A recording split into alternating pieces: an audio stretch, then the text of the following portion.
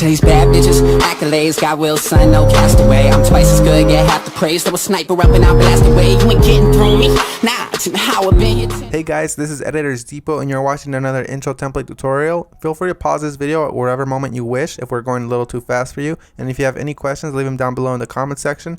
We always reply to every single comment, and if we're away for a minute, just go ahead and comment down below and there's very friendly people that will help you, guaranteed.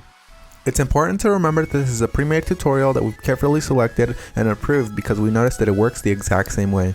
If you have any questions, comments, or it's just not working for you, just leave a comment down below and we'll get back to you, guaranteed. Now this tutorial requires both Adobe After Effects and Cinema 4D. You will absolutely require them. If you do not have them, go ahead and visit EditorsDepot.com. We can do any template customization at very affordable prices. Just feel free to select the template you wish and check out with it and detail everything you want on the template. Now that that's out of the way, all you're going to want to do is open up the Cinema 4D file. So here it is, and we already have it open, so I'm going to go ahead and bring it up. And as you can tell, everything is ready to go. All you have to do is replace the text, render, and you're done. Except one little thing, there's sometimes problems that come up with the templates, and I'm going to go ahead and cover them here. Sometimes the audio will be included, and you don't have to worry a bit about that. As you can tell on this template, the audio is included. It's not a problem at all. And sometimes the font is not included. If it's not, all you want to do is of course look for the text layers. They will look a little like this. Select it and then hit font and select any font you wish. You can visit designerdepot.net for any font you wish. The first thing you want to do is of course modify one of the text layers. So here it says your. I'm going to go ahead and hover the text after I select it and replace it with editors. I'm going to do the same thing for the second layer behind that one. I'm going to hover the text and write editors. Now that that's done, I'm going to go ahead and render preview. And as you can see, it says editors, everything is 100% fine.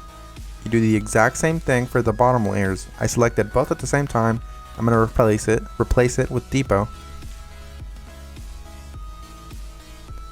Once I go ahead and render preview, it looks amazing and I'm happy with it. I'm 100% happy with the colors because it's red and Editors Depot is red, but if you're not happy with the colors, you can simply come down below, double click it, and make any modifications you wish, whether it's make it green, make it blue, or blend it all together and make a little purple.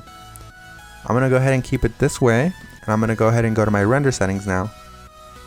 Once you're in the render settings, you're going to want to make sure that your width and height is set to 1920 x 1080 if you have a very good computer or decent computer and you have time. If you have a slow computer and you probably don't have that much time, you make sure you set it 1280 by 720.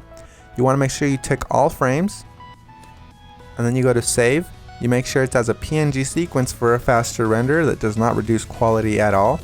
And you want to make sure you select file here. Make sure you make a folder for this one render sequence that's alone and empty. Mine is template render, and I'm going to name my every single sequence render. You close that and you begin the render. While it finishes rendering, I'm going to go ahead and open up my Adobe After Effects file and go ahead and get started with that for you guys. As you can see, that says that there's two files missing, so I'm going to go ahead and find them for my computer. So I'm going to wait for it to load, and as you can see, it says here that the audio is missing. I'm going to go ahead and double click the file, and I'm going to find it for the computer. It should be included in the template, and if it's not included, we're sorry and we're going to do our best to try to help you, but if it's not, you can go ahead and include any audio you want. As you can see here, it's not included, so I'm going to go ahead and just drag in one of my copyright free files that I have in my library. You can use the one that we're using for this tutorial. Another really quick tip you can actually follow is just close this, right click the file, and go to rename. You can actually copy the entire name if it still has the original name of the song. Then you go back to YouTube, you paste that there, and you download the file from there. You want to make sure it's copyright free and you're not breaking any laws though. Once you've gone ahead and replaced your song, you're going to want to go ahead and replace the other thing that was missing, which is of course the PNG sequence.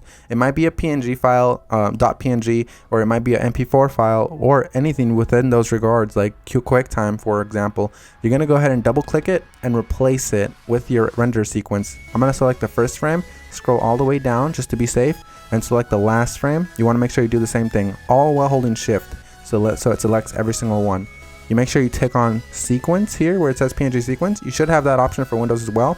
You hit open and it will import every single one and it'll make it look like a video. That makes your render much faster and it looks the exact same.